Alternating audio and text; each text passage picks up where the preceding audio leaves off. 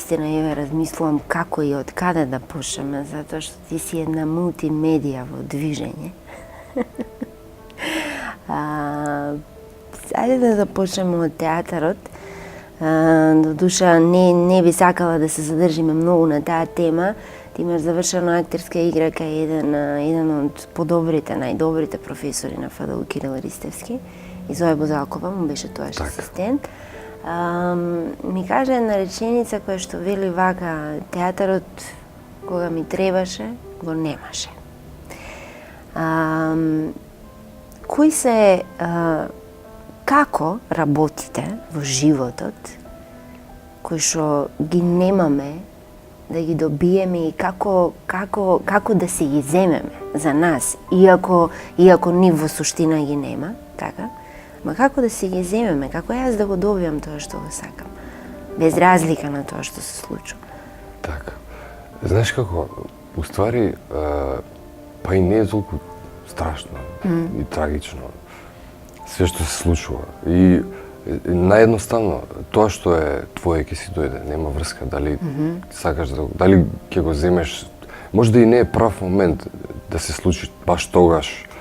Така да, не знам, јас ете, како што реков, тогаш кога бев некое време, можда 2 и повеќе години у драмскиот театар,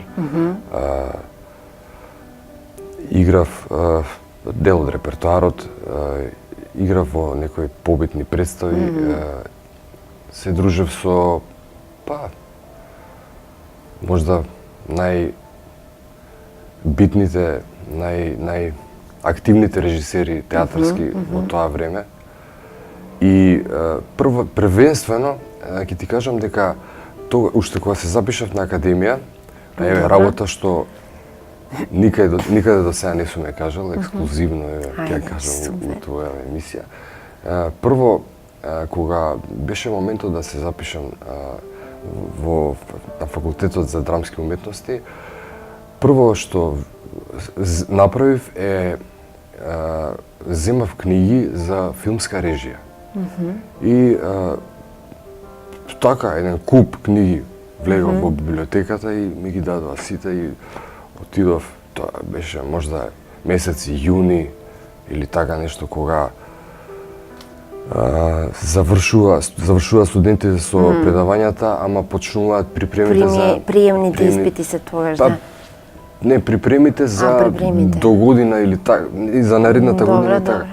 И знаеш, се најдов со сите тие книги, прочитав 2. И викам, човече, ја немам време да ги прочитам сите овие книги додека дојде приемниот испит. И викам, дај да нешто полесно за мене, не, ова е многу тешко, мислам. И после што ги правам кога ќе завршам филмска режија и се запишав. И така реши глума за мене. Да. И конкурирав на глума и си реков, дај бе, што позади камера, боле пред камера, ќе се правам нешто. За таму не треба читање книги. Да, за таму не треба книги, таму може секој од улица да дојде и да прави не што сака. така. Не, се зафркавам, да. Добро. И така да, значи, првенствено филмот ми беше на прво место. Да. Највише сакав да играм на филм, дали пред камера или позади камера. И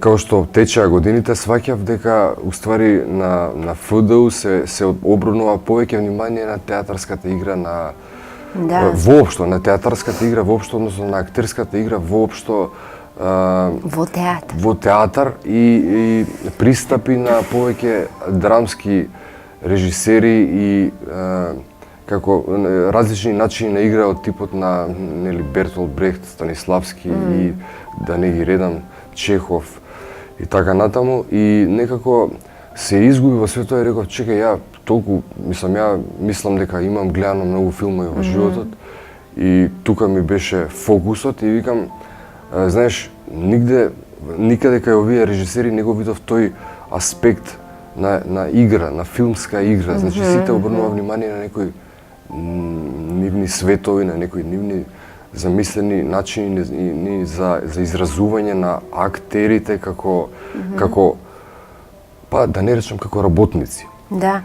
И некако покушавав цело време ја да си го протнам тој природен начин на игра, као сега ја и ти што разговараме. Значи да нема маска, па позади маската еден лик, па уште еден и така натаму, па коментар на актерот, на представата како лик и така натаму, и све тоа ми изгледаше како еден лаик тогаш многу, викам се, чекај, ја за мене едноставна работата, као ти си актер и треба да бидеш природен и да ги убедиш луѓето у тоа што го правиш и крај. Така да ја уште бев, значи ја бев набоцкан уште од тогаш дека мене филмот ме влече и почнав да се, иако почнав во драмскиот театар, пошто мислам работев со представиве и почна и во трета и во четврта година средно, мислам факултетов да обрнуваме внимание на филмската игра, филмска ТВ и радио игра, имаше предмет и тука некако видов дека тоа е тоа што... Кој ви беше тоаш професор? Па Данчо Чевревски и Синоличка Трпкова. Добро, види, Горан, извини, морам да те прекинам. Па што јас се разборев ептен. Да, сметам дека... Ја сменив тема. Не.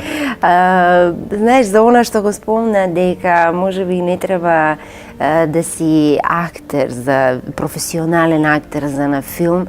Знаеш, Дани Становиќ во Сараево што направи, зема еден од овие што се старо купувам, да ја игра главната улога во неговиот филм. Човекот зема и Канска награда, мислам, на Туршик, така што не мора да значи, нели? Меѓутоа, многу убава тема отвори, ние не сме едуцирани, актерите не се едуцирани за актерска игра пред камера. Сметам дека можеби имаме актери кои што имаат многу поголемо искуство на филмското платно и дека можат многу повеќе да пренесат знаење. Само ете, не се тие актери, професори. Видиш, знаеш како, тоа не би рекол дека е проблем, затоа што секој како актер може сам себе да се образува и од исто како што и во музичките и во школите за било која уметност, студентот сам може да земе плюс некоја книга да прочита или еве конкретно за ова ќе збориме да гледа милион примери од милион филмови од светската кинематографија. Факултетот за ФДУ, например, повеќе е приврзаник за а и разбирам зошто, за европската школа, за руската школа, за тоа што е поблиско до нас како хабитус, значи како народ, затоа што знаеш, ако го посматраме Холивуд, а верувам и многу сум размислувал на темава, значи ако ги погледнеме кој како сака нека ги нарече можда мејнстрим глумци, нема ни актери да ги наречам, пошто се на прва топка глумци од типот на Роберт Де Ниро, Ал Пачино, што знам, Роберт Редфорд и сите Пол Њумен, врвни филмски, значи зборам актери, кои што се рачунаат као број 1 на филмското платно. Значи, они, јас сум гледал како играат пред камера, филм како снимаат и како даваат интервју, они се скоро исти. Значи, нема тука праење ликови, нема тука филозофирање на коментар на играта, коментар. Значи, све тука и сега, све се случува во моментот. Еднаш дури имаше едно интервју Кристофер Уокен. Добро. Што многу го ценам како актер, глумец, и во театар има исто големи достигнувања. Мада тој театар, сега ќе направам мала дигресија, е многу различен, Бродвеј и други. Различно, значи, од ова овде ние што го имаме, значи овде сме фокусирани на тоа што тука е интересно, а не можда пробуваме да се качиме натака, ама многу со мали чекоршиња. Добра, ама види, не можеме да негираме дека се стварно големи актери. Сигурно. Ал Пачино вели, јас и кога лажам ја кажувам Така, вистината. тоа е тоа. За тоа сакам да зборам, да, баш за тоа. И кога лажам ја кажувам вистината, а Кристофер Уокен вика дека емотивниот багаж кој што треба да го носи еден актер е најголемиот благодет за еден актер. И тоа е тоа што еден актер го прави голем актер, тој е емотивен багаж, нели? За тоа ќе ти, сега прво ќе ти кажам за ова за Кристофер Уокен, зашто го спомнав, значи Да. него го прашуваат на интервјуто, вика како ги правиш сите овие ликови?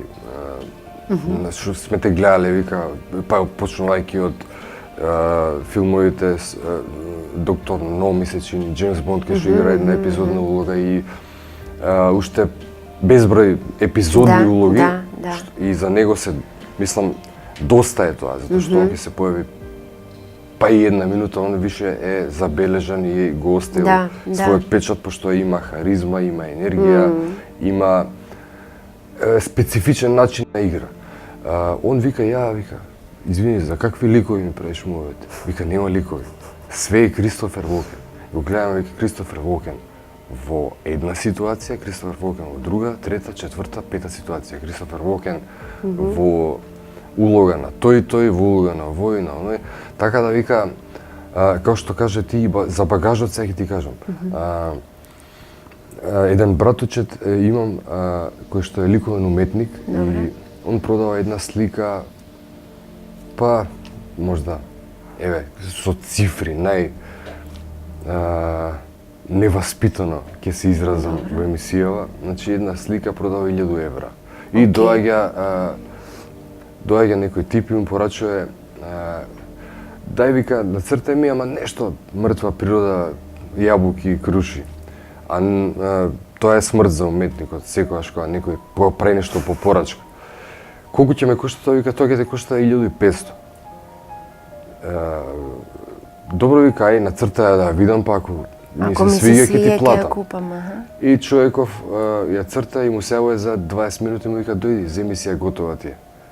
Вика, да давам ја 1500 евра, вика, за слика што ти си ја направил за 20 минути. Вика, слушај да ти кажа, таа слика не сум направил за 20 минути, него за, он има веќе, братучетот мој, 40 години, вика се 40 години и 20 минути. Ова е исто како приказната на Пикасо. Така. Ја знаеш приказната на Пикасо? Не знам за која приказна. Исто оди еден човек кај него си нарачува слика, да му наслика слика, не знам, некој петал, за некоја петал птица. ја знам За петал? приказната, да, со еден потез. Така, и доаѓа, зашто беше ти? За петалот беше? Моја црта, еве ти ја. Како, знаеш? Така. Нели? Баш така. Така што, да. Тој багаж. Добро, тоа е тој багаж кој што треба да го носи секој еден уметник. Јас сум сигурен дека и порано кога уште бев студент си мислев, знаеш, ќе излезат постарите актери, постарите колеги и ја играат една иста улога и гледам дека они ништо не прават. Они се тие што се. Значи не се обидуваат да го направат ликот, него едноставно го прават. И знаеш, после сватив дека друго е да застане тука 50 годишен човек со својот 50 годишен багаж и да каже добар ден на сцената, а друго е студент од 16 или 17 години да каже добар ден на сцената. Значи нема иста тежина, Нема иста тежина, да. Меѓутоа има случаеви каде што таа природност ја носиш во себе. Дел од твојата природа е. Може да му се случи и на студент да биде толку силен, ама тоа е нешто друго, не знам што е тоа. Тоа е, као што викаат дека системот на Станиславски кај некој е врежан внатре, нема потреба да го чита и да го практикува. Така. Во него е, Да. едноставно во него е, знаеш, само треба да го активира. Сигурно, сите актери различно ги играат улогите. Некој, као што викаш, значи по Станиславски ги преживува и ги на сцената во моментот и си уништува дел од своите нерви за таа представа да излезе поверодостојна. Значи, ако игра лик каде што на кој што му починале, не знам, родителите и блиските, дека во тој момент успеваш да си го убедиш мозокот дека тоа стварно се случило и тоа после представата боли, те кошта. Мислам, те кошта во смисла барем една главоболка, ако ништо друго, у најмала рака. Така што имам и различни актери кои што не ги допира тоа што го играат, а го играат исто така убедливо и веродостојно, односно многу добро лажат и не се приметува. Да. Така да битно е дали е некој спремен да се жртвува себе си да биде актер, вистински, таков што ќе плаќа за секоја своја представа, изведба, или сака едноставно да игра без да го боли нешто и без да го плати тоа скапо, и односно е многу добар. Не би рекол лажго, тоа е може да навреда, добар измамник во една позитивна смисла на зборот, и прави нешто како јас ги гледам актерите како порано што имало, знаеш, во оние филмовите, ќе дојде еден со кочија и продава секакви напитоци, лек за келавост, а внатре продава вода и ги продава скапо. Значи, он ги убедува луѓето дека ова е тоа што им требало и дека они сите треба да дојдат и да купат од него. Тоа се првите можда вистински актери. Ете тие кои што за да преживеат со измама ги заработуваат парите и ги убедуваат тогаш можда помалку образованите луѓе да ги потрошат своите пари на производот кој што нема врска со тоа што они го продаваат. Како и денеска што продаваат на X, на Topshop и на све, не знам, не е битно. Да, мислам дека еден од најдобрите, најубавите примери за што е актерската професија, испомна Бродвеј, Birdman, каде што многу убаво се води таа линија на актерот, што е актерот, сите негови мисли и преокупации на уметникот. Апсолутно. Значи, вечната потрага по нешто што немало врска на крај. Зборувавме јас и ти за рамка, некаква рамка, дека многу често знаеме и самите себе си да се ставиме во некаква рамка, меѓутоа да не стави некој друг во некаква рамка. И сега, таа рамка, ставање во рамка и не мора да се гледа од лош аспект. Значи, ако се ставиш во некаква рамка, тогаш знаеш до каде можеш да одиш, до каде можеш да направиш грешки и така натаму. Како размислуваш на тие теми? Дали мислиш дека ние самите си се туркаме во некакви рамки и си поставуваме ѕидови, или пак тие ни се наметнати од некој друг? Во однос на нашето создавање, кога создавам? Види, во однос на конкретно сега муабетот што го правиме за актерството, значи актерите се по дефолт види, не е навреда, марионети. Значи, они се марионети и учеле школа за да бидат марионети. А тој што ги движи конците е режисерот и сценаристот. Значи, ако еден режисер спрема една представа по некој текст, тоа се првите најјаки, најцврсти рамки, па после идат другите рамки на создавање на ликот според тертип на режисерот, според сценаристот, според видот на книгата, според видот на ликот.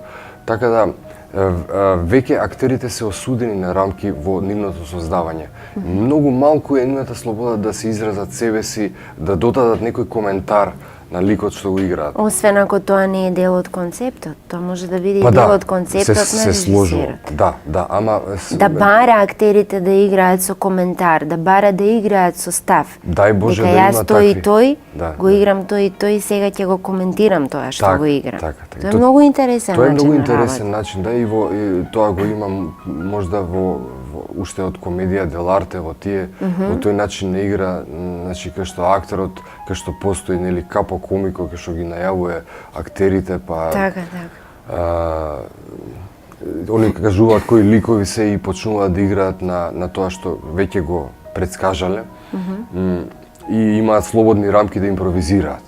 Ама зборам сега за точно дека постојат такви исклучоци кај што можат да коментираат и мене ми се допаѓаат такви концепти. Ама тие стандардни работи на кои што јас сум налетал биле тие дека еве ова ќе правиме, тоа ќе се случува, ти ќе правиш вака, он ќе прави вака и така натаму. Затоа, види, можда и затоа повеќе отидов кон нешто друго, значи во музиката што ја правам не ги гледам тие рамки, во музиката, во цртањето, тука сум газда на самиот себе, тука можам да правам што сакам. Тука нема некој, освен ако некој, како преска што кажа, по нарачка побара нешто и тука веќе тоа е осудено од почеток да биде... Затоа ти си сакал да бидеш филмски режисер. Тоа е супер. Индивидуална професија. Да, ама шо мислам дека не види, знаеш како? Сега ти кажам и за тоа. Значи Господ си ги реди работите. Така да ако требало да бидам режисер филмски, ќе сум станал.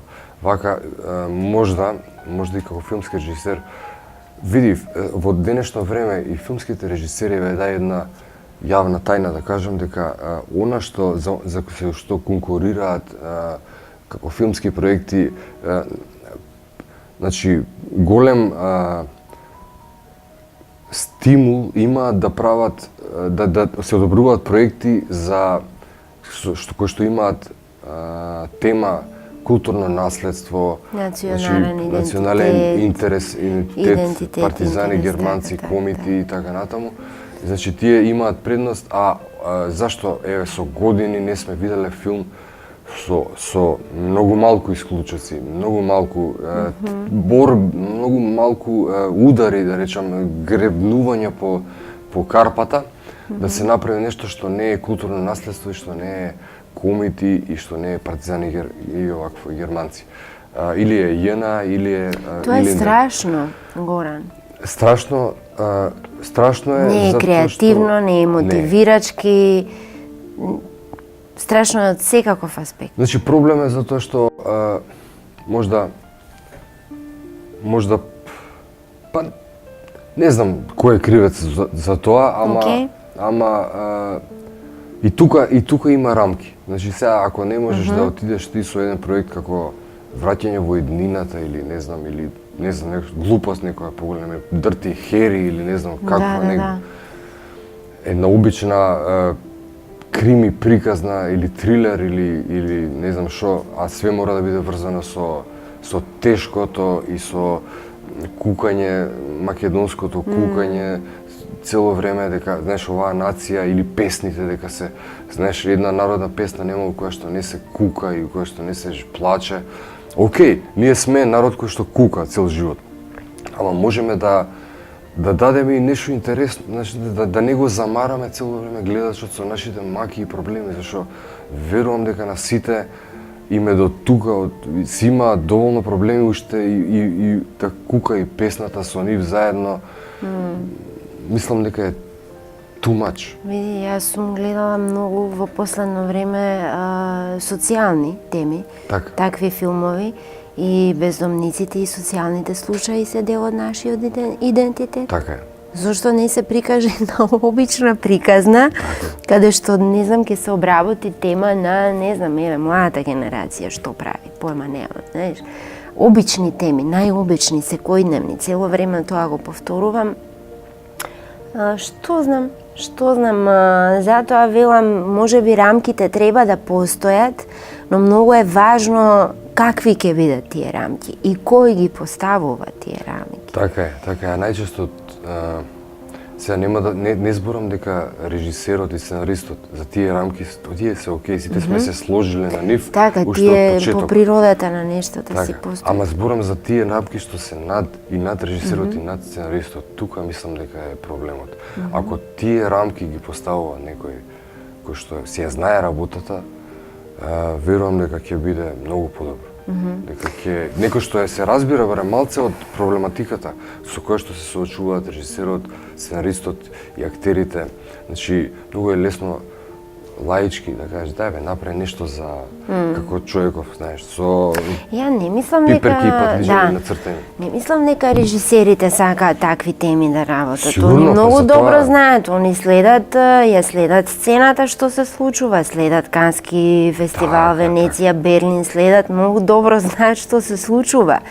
Така што добро, можеби има и режисери кои што па сакаат да работат такви теми, ама не сум сигурна дека проблемот е кај нив. Па не. Не знам. Апсолутно дека Веќе не. кога се префрливме на филм имаш играно Мајки во 3 дена во септември, Лазард, Бунило, До Балчак. до Балчак. Джеймс Дин вика вака. Не е работата режисерот како ќе ти каже и така ти тоа да го направиш, точно како што тој ќе ти каже. Тоаш нема да бидеш глумец. Тоаш нека земе било кој може да го направи тоа. Актерот е вели нешто друго на филм. Да, режисерот ти дава индикации, меѓутоа вика треба ти да го најдеш сам начинот внатре. Се сложувам, ама Джеймс Дин не живеел во Македонија. Не. Тука ќе дојде овдека да работи и ќе прашам тога Джеймс Дин. А и Джеймс Дин исто така има и кажано на друга реченица со која што се побива себе си како човек воопшто. Значи, он рекол live fast, die young, живеј млад и умри млад брзо. леш. Да. Значи, тоа и му се случило, како Тоа и му се посакувал. случило. И со тоа потегнал една голема револуција што не требал да ја потегне, да не го кажел тоа, со таа негова реченица многу работи би биле во една, значи не би биле толку значи он прв бил бунтовникот без причина. А бунтовник без причина во ова сега време во кое што ние живееме е последно нешто што ни треба, пошто имаме милион причини. Сега више без причина уште тоа ни фали, знаеш, без причина и да ставиме пепел на све.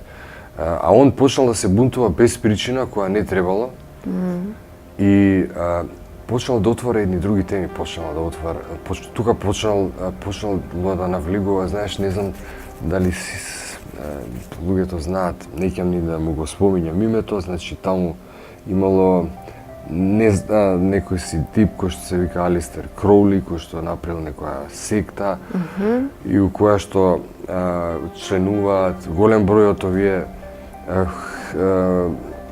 музичари кои што ние ги знаеме како безопасни, наивни и пропагираат рок-н-рол и начин на живот и секс, дрогс, рок-н-рол. Добро. Значи внатре во таа секта што разбрав касно и се разочарав, значи внатре биле Rolling Stones, Led Zeppelin, Beatles. И у сегашно време у некои негови наследници таму, не знам, таа секта, исто така и Мерилин Менсон, чиј што прв албум се вика Рок Антикраист или така, не знам. Така некако беше. Значи, сите овие луѓе пропагирале нешто неубаво, почнувајќи со Джеймс Дин умри млад леш. Значи, почнувајќи со неговото живеј брзо и умри млад леш, ако го преведеме тоа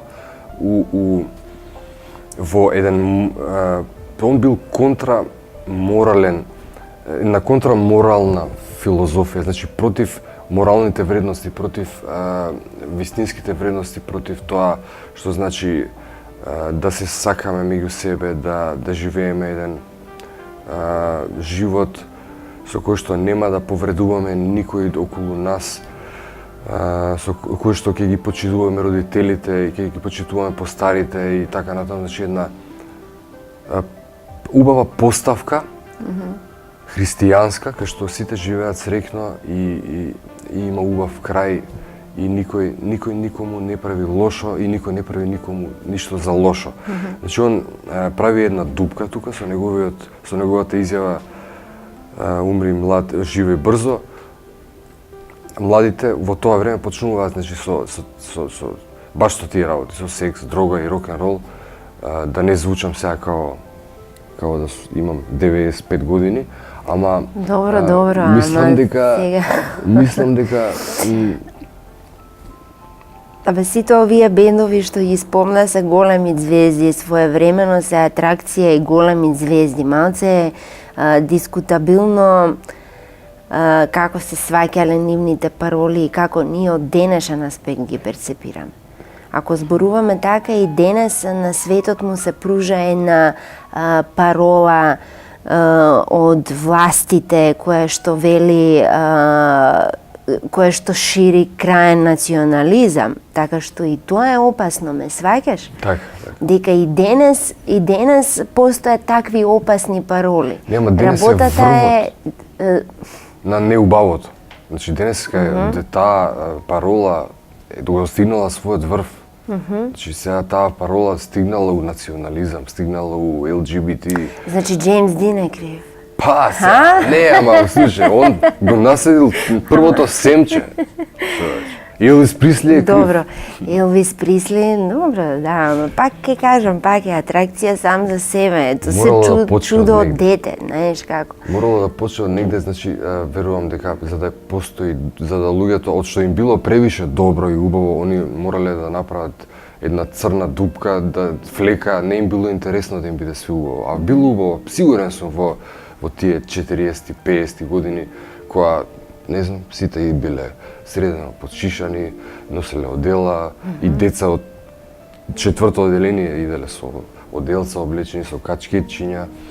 И едноставно едно се радувале на едноставните работи, немало телевизија, немало Ама растеле со добра музика, растеле со добра големи бендови. Како растат денес децата, знаеш? Сега отвараме тема што Така, да, така. ама Што нема крај. растеле здраво. Така. Генерално, секогаш има исклучоци разни примени. Еве вчера се самоуби Линкин парк, за да. како си каже човекот.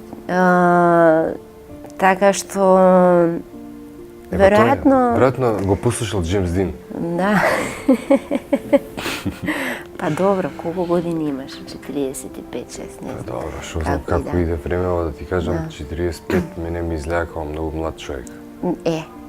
Да. Навистина. Порано ми изгледаше и кога слушам дека некој има 25 години, ја кој има 17, викав, че готово, човеков е за уѓубре више. 25 години, крај, доста е.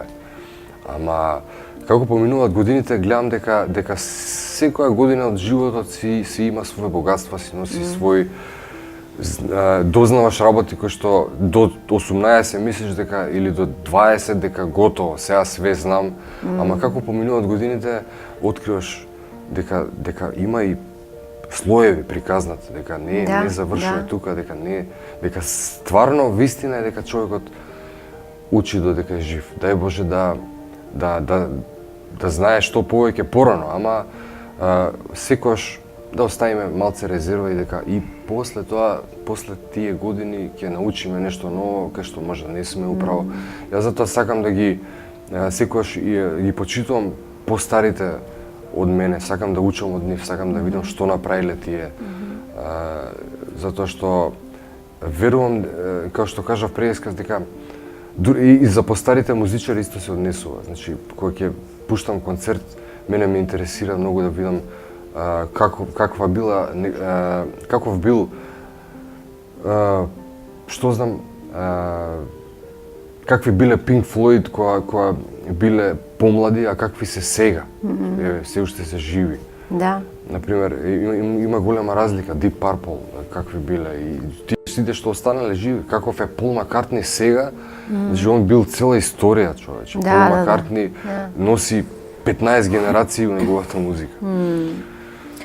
Добро, која е поентата да ти каже некој да те предупреди, тогаш би немало смисла, не знам. Па, би немале смисла нештата. нема, он пак нема да допре неговото до мене. Јас сакам некил, ама ќе видам нешто, знаеш, во неговото мрдање со очите и ќе си сватам дека значи он сега сакал овде вака прел, зашто вака, што и ќе си направам некој заклучок, ќе си донесам и ќе научам, нешто, барем, макар и да не сум управо, знаеш, ќе си направам, ќе си донесам некој заклучок од неговото одење, од неговото движење, од неговите изјави сега и тогаш.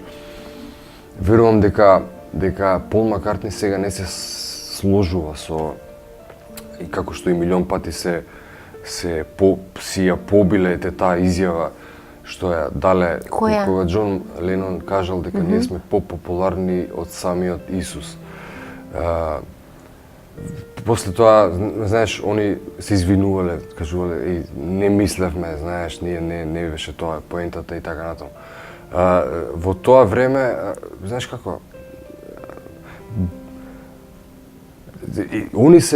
они носат голема одговорност како јавни личности. Што ќе кажат?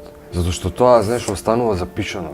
Негдека генерации после ќе го читаат, ќе го видат, ќе го слушнат, можда не у моментот, ама ќе го видат, ќе видат таа оставштина. Како што направи Ларс фон Триер, тој на стари години го направи тоа на Канскиот фестивал, изјави, вели, јас го разбирам Хитлер. Разбирам тоа што го направил, имам разбирање. Така што да, треба, знаеш, не мора да значи дека само како ставовите се менуваат. Ставовите се менуваат. Дали си добил понуда што не можеш да ја одбиеш?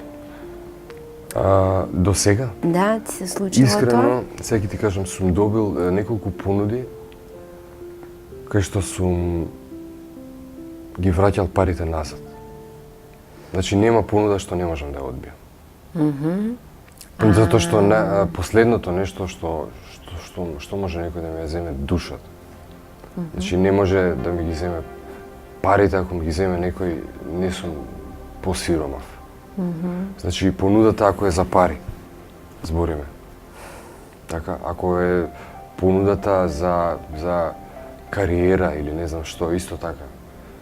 Мислам дека нема такво нешто што човек не може да го одбие.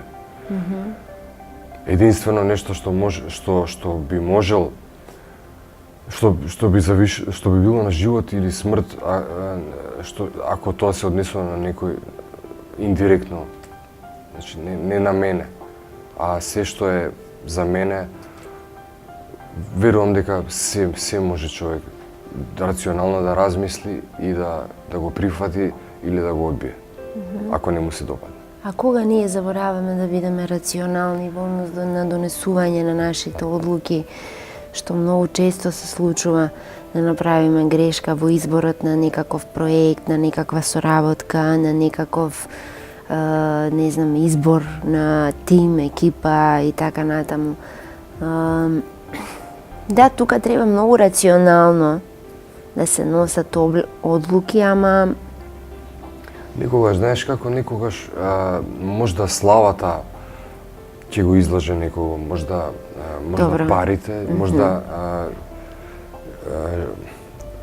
борбата за живот, значи во моментот ако немаш, не знам, ако не можеш да скрпиш крај со крај и добиеш понуда некаква што ќе ти помогне да излезеш од финансиската ситуација во која што се наоѓаш, па да направиш, да прогледаш низ прсти на понудата што не ти одговара и да стиснеш заби и да сработиш нешто и да не го сакаш и да е против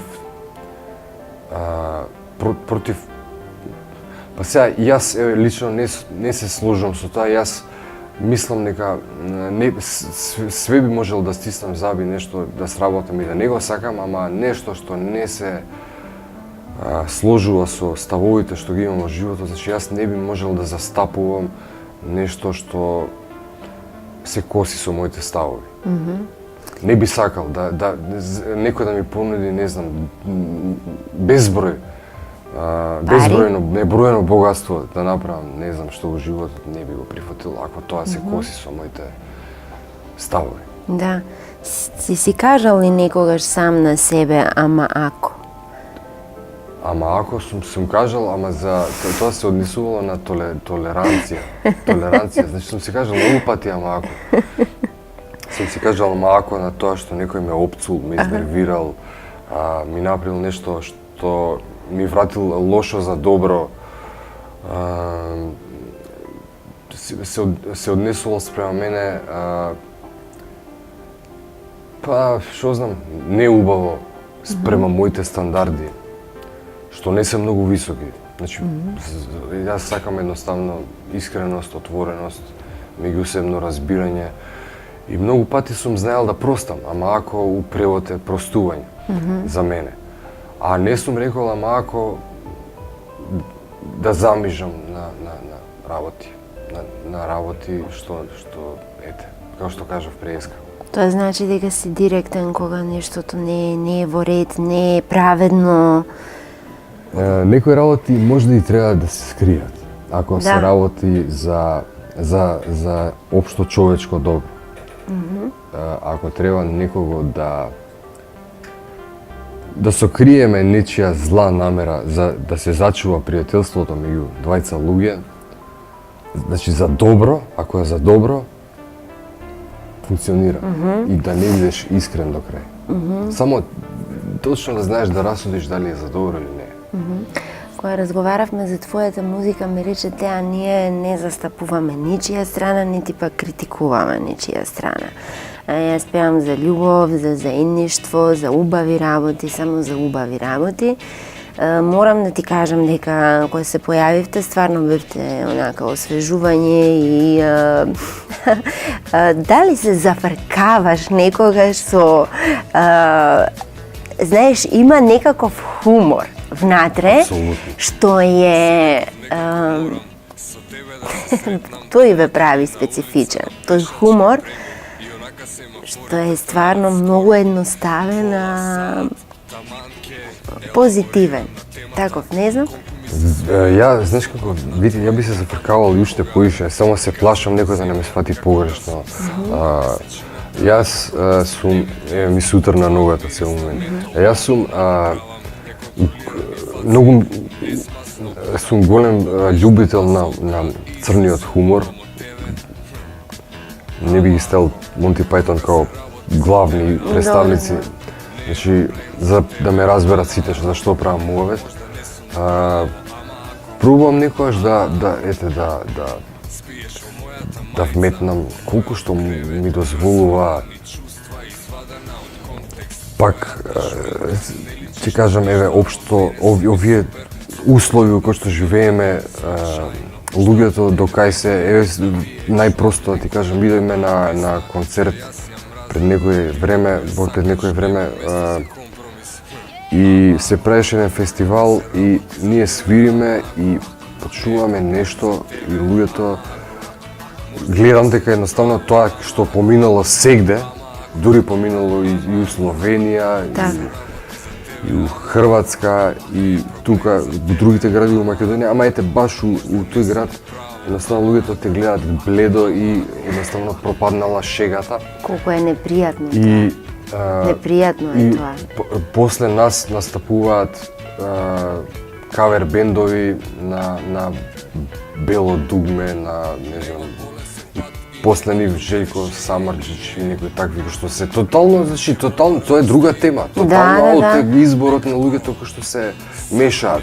Значи еден пее ова, друг тоа, третиот нема врска, они нигде не би ги ставил ни у ист подрум вестници со нивните имиња да стојат, камоли па да настапуваат заедно. Така да тој хумор ја покушавам да го негувам. Мило ми е што допрел до тебе. Мило ми е што било која порака од овие текстови и од филмот што Пеперминт сакаат да го прикажат во нивните албуми, музики, песни. Спотовите ви се такви специфични. И во нив исто има многу. Полни со хумор. Тоа е, пак ќе кажам, еден специфичен хумор. Смењето е здравје, знаеш. Смењето е здравје и не гледам зашто да ги дотепуваме луѓето со тажни песни и затоа ете си дадовме задача да не правиме балади, да правиме песни кои што се uplifting, што мислам го подигнуваат расположението, го прават да се чувствуваш подобро отколку пред да ја слушнеш песната. Така да и самата тема на Пеперминт беше да биде музика која што ќе биде лек против состојбата во која што се наоѓа индивидуата што ја слуша. Со зборови со кои што ние секојдневно се користиме. Секојдневно, да. Збориме наједноставни зборови без никаква филозофија или не знам метафори, символи и така натаму. Так.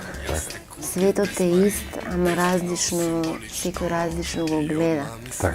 Зошто е тоа така? Што мислиш? Па затоа што Да, светот е ист, едно сонце и така натаму. Баш ќе го врземе тоа со почетокот на муабетот, нели? Тоа е поврзано со багажот што секој го носи. Еден човек кој што проси надвор пред вратава,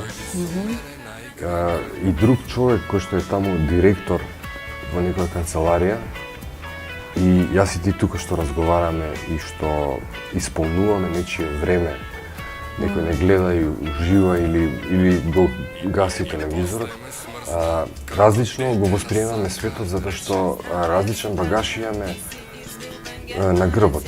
Тој човекот што проси, сигурен сум дека не знам, можда и посреќен е од тој што е таму директор или не знам што. Да. Сега директор го земав како Да, ти ја сваќам поентата крал, просјак, не е на битно. муабетот, да. Секој од различен аспект го гледа зашто различни работи има преживеана во животот.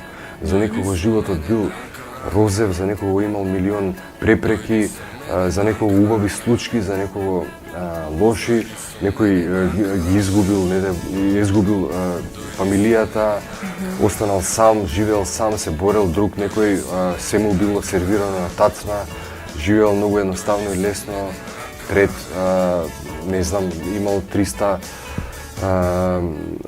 си имал секаква помош од сите околу него, друг се мачел, така да секој различно го гледа животот, почнувајќи од себе, значи почнува од себе. Почнува од себе, па после и него целиот агол на гледиште му е почнувајќи од себе, затоа што ние сите имаме само свои лични искуства кои што ни кажале дали е ова добро или лошо. Баш дигресија, пред некој ден ми кажува еден пријател, детево не знам како да го крстам, дали Петар или Маријан или Стојан. Добро. И вика, ако го крстам Петар ме потсеќа на не знам другар ми, сите го потсеќале на некој, да вика ќе го крстам Јаков, не ме потсеќа на никој. Значи, тоа е неговата перцепција. Значи, за мене Петар и Стојан и тоа значат нешто друго, за него нешто друго, за тебе нешто трето.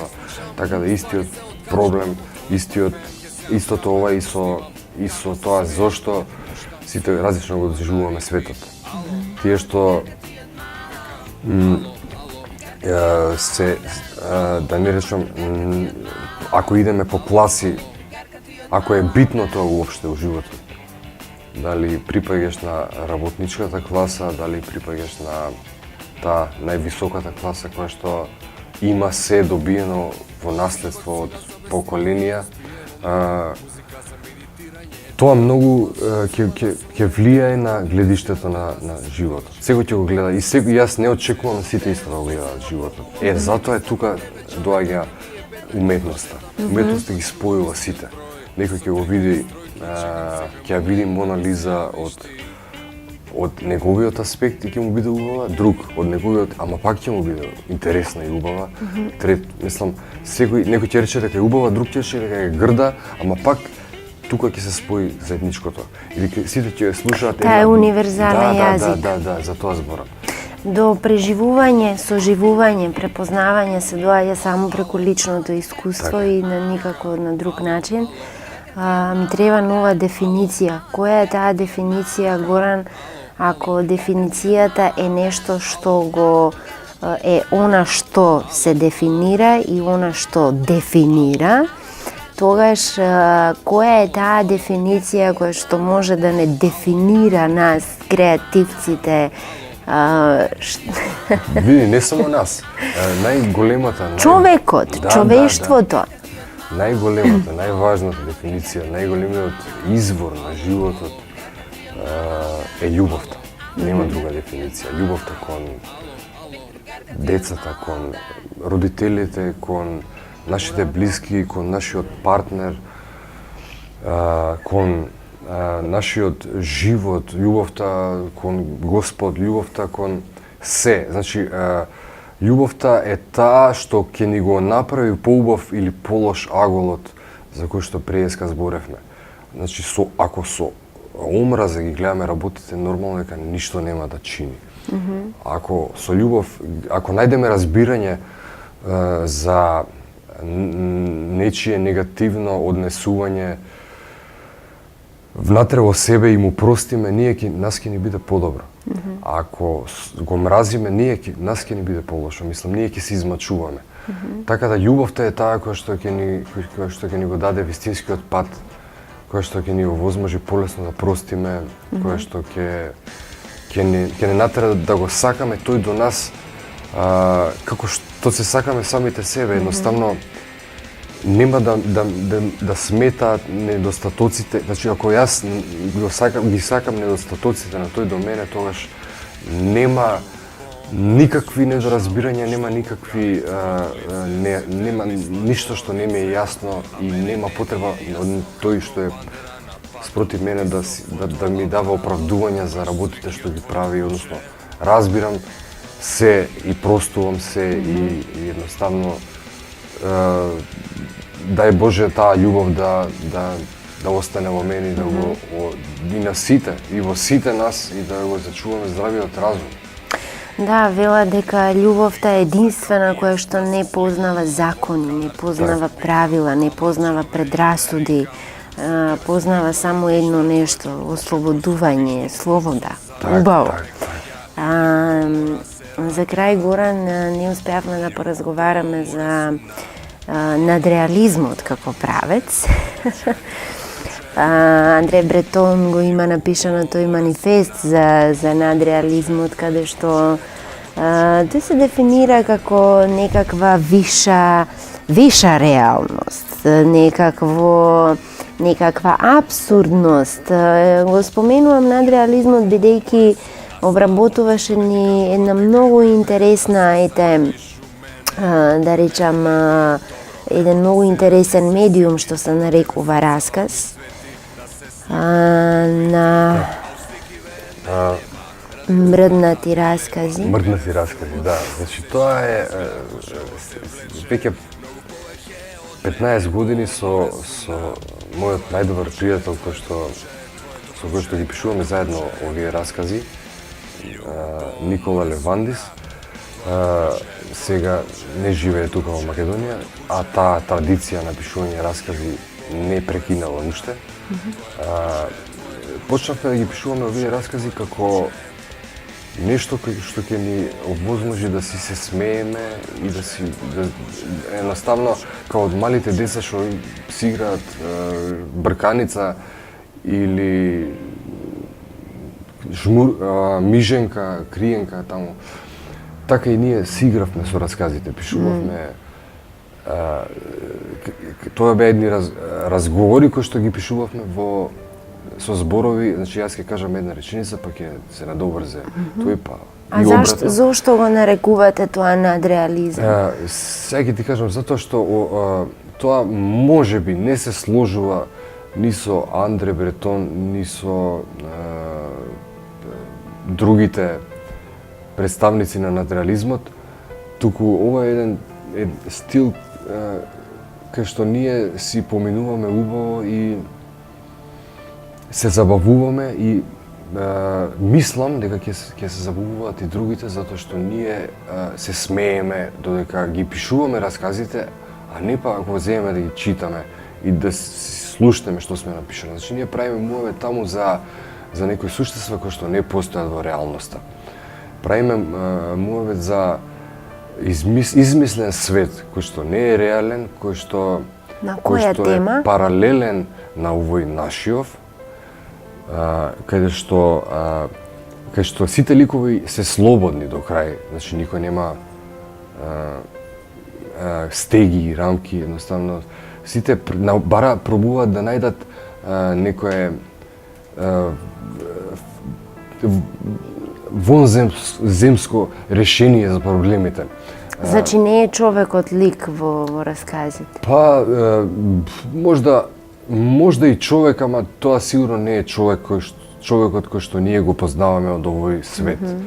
Значи збориме за некакви дали е тоа некаков футуризам, затоа те... Па не, има различни раскази. Има различни раскази. Од расказ во расказ се менуваат ликовите и времето за кое што зборуваме. Во секој случај ниедно од тие времиња не е нашето време, туку е некое време кое што можеби тука не внимаваме некакви временски епохи, тука се случува да скокнеме од пред војната во некоја далечна иднина што не ја познаваме, па во минатото и така натаму и за да зборуваме за верверички и вервери како машки род од верверички. Така.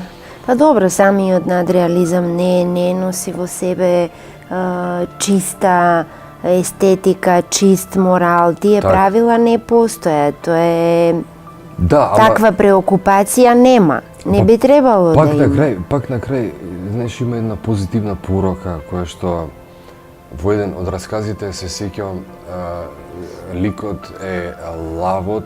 Значи ликот правиме муавет за еден пират кој што се изгубил, чиј што брод заглавил на пуст остров, а капетанот бил тој кој што односно не капетанот, туку патникот. Добро. Ги убил сите негови пријатели. Значи останал без никого. И се прашувал, стигнал на пуст остров. Таму на пустиот остров имало дури некои домородци кои што живееле и нив ги убил со некое посебно оружје што го имал тој. Единствено, уникатно. И значи после тоа се прашувал каде отидоа сите, зашто ги нема. Он уствари не сватил дека сите ги убил во својот начин, со својот начин на живот, со својот. И неговиот идеал сон бил да сними порно филм со Желка. И тука доаѓа, и некако успел да го сними, и тука доаѓа лавот, кралот на сите животни и покушава да им објасни на сите дека ало, до кај стигнавте? Мислам, до Желки стигнав. Мислам, без везе е да го објаснам, ама... Знам, јасно ми. Не разбираш, тука лавот ги опоменува дека стварно више... И ти сам по себе звучиш надреално. Да. Која ми раскажа. Затоа боле да... Лавот, желките. Така. Јас се надевам дека брзо ќе се случи промоција и убаво ќе си ги прокоментираме расказите, па ќе отвориме една дискусија за тоа. Супер. Кој како го доживеал тој ваш свет. Ако не ме затворат у некоја институција до тогаш. Зошто? Мислам, од кога ќе ги прочитат расказите, па се зафркававме, зборевме дај да не ги даваме расказиве по пријатели, пошто може после тоа да не направат там френд на Facebook и да ни избришат овако блоклист на мобилен. Така да, ако ќе искочи книга, најубаво ќе разберат сите за што правиме муавет. Тоа е еден наш начин на забава, што сакаме да го споделиме со верувам мал број на луѓе ќе им биде интересно тоа, пошто има луѓе кои што викаат чекај, што е ова, вие сте нормални или имате диагноза? Добро, барем знаете на која публика и се обраќате, тоа е многу битно. Не е книга за сите и не треба да биде така. Во наводници, условно кажам, најпозитивно мрднатата публика. Добро. Со мрднатите раскази. Да. Добро, Горан, фала ти. Мило ми се беше. гледаме на следен мрднат. Супер. Разговор. Супер си поминавме. Да. И опфативме теми што нигде не сум ги правил. Тоа ми е најмногу Да драго знаеш. што си кажал работи кои што до сега ги немаш кажал. Уникатно е се ова. Тука само ние го продаваме овој производ и ке нас да го купите и не го менјате каналот. Фала ти многу. Чао. Ćao.